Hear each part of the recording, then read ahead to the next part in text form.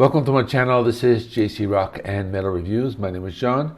Today I have an anniversary album review for Scorpions. They released their first album 50 years ago. The name of the album is Lonesome Crow. It was released on February 9th, 1972. And it's an album that sounds very different from anything else the band would be doing later on. So in this video, I will give you a little history on the band, and then I will talk about the sound of the album, Lonesome Crow. I'll talk about some of the songs, and that will be it for this video. This probably won't be a very long album review. So the band was started by Rudolf Schenker back in 1965, but the band didn't really start to come together until 1970 when his younger brother Michael Schenker and vocalist Klaus Meine joined the band. So with this lineup, they won a music contest in 1972. They recorded 2 songs that were actually released on different compilation albums back then. But in 1972, they released their debut album, Lonesome Crow. And in the band at the time, they had Lothar Heimberg on bass and Wolfgang Dizoni on drums. Not really sure if I'm pronouncing those correctly, but those were the members back then. The Lonesome Crow is the only band with Michael Schenker on guitar. He was actually only 16 years old at the time, but after this he joined the band UFO and was replaced by Uli John Roth. On this album, 2 of the songs, Action and I'm Going Mad, were originally recorded in 1970, and they were included on that that compilation I was talking about. And there was another song called In Search of Peace of Mind, written by Michael Schenker, that was recently re-recorded on his most recent MSG album. So the sound of this album is very different. It has a sound similar to like the psychedelic rock of the time. So the band would not adapt their hard rock sound until the release of the In Trance album, but that would be a completely different type of album that you would be used to listening. The first song, I'm Going Mad, starts with like an extended drum intro, followed by some guitar strumming. Kind of sounds a little more reminiscent of bands like Cream or Jimi Hendrix. Some of the riffs in the introduction are slightly reminiscent of like hard rock, but it's mostly a psychedelic rock sound. The vocals are very different. Klaus Meine is singing kind of like a choir vocal style, I guess you would call it.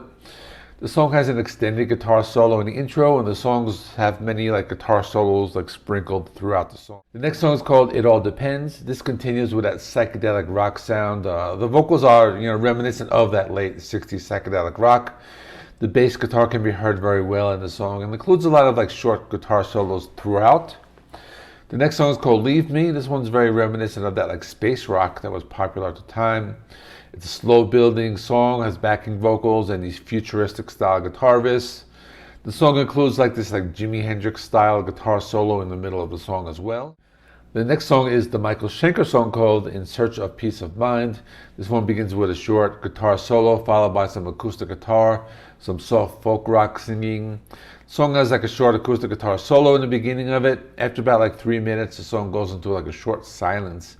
Then it starts to build up again with some vocals and the bass guitar. It actually reminds me a little of that Iron Maiden's Remember Tomorrow, which came out in like 1980, later on. So in the song we do hear some of Klaus Meine's signature screams that we would hear more on like subsequent albums. The next song is called Inheritance. This one starts with a slow building intro, some bass guitar and some softer folk rock singing. The song then starts to incorporate some electric guitar solos that are very reminiscent of that like psychedelic rock bands of the time. Also, guitar solo uses those like wah-wah effects, and you do hear the bass guitar solo at one part in the song as well. The next song is called Action. This was recorded back in 1970, so this song has the bass and guitar playing in harmony with each other. The song has like a slightly distorted power chords and hard rock vocals. The song then goes into like a blues rock riff and several short guitar solos. This one actually reminds me a little of that like Alice Cooper band with that style of like hard rock. The final song is called Lonesome Crow. It's a 13.5-minute song, kind of plays like an extended jam session. The song starts with some spooky sound effects and a slow building intro with a bass guitar. The bass guitar plays its part, and at the same time there are like some clean guitar fills, and they do kind of like create this atmosphere.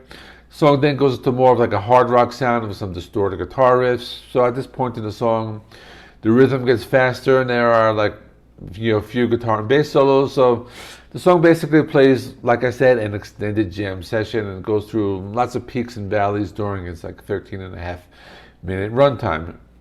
So in conclusion, this is a very like different type of album for the band. It's a cool album to check out if you want to see how the band sounded when it first began. Very different than anything that they would be doing afterwards. I think it's a decent album if you do like that early 70s like space rock or psychedelic rock. Kind of hard to believe the album is 50 years old, and this band just released an album last month. I mean, you think about it, this band is like almost as old as like the Beatles or the Rolling Stones, and they are still going, and they haven't really stopped. And hopefully, Rock Believer is not the last album, because that was a really good album. I enjoyed that, and they are like a really great rock band that has been around a long time. So, talking about the Scorpions.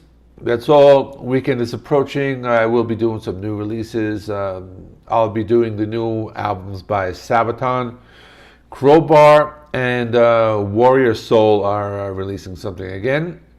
This is JC Rock and Metal Reviews. I actually did a Scorpions ranking video. If you're interested, I'll stick it right there. And please remember, like, comment, subscribe, and see you all in the next one.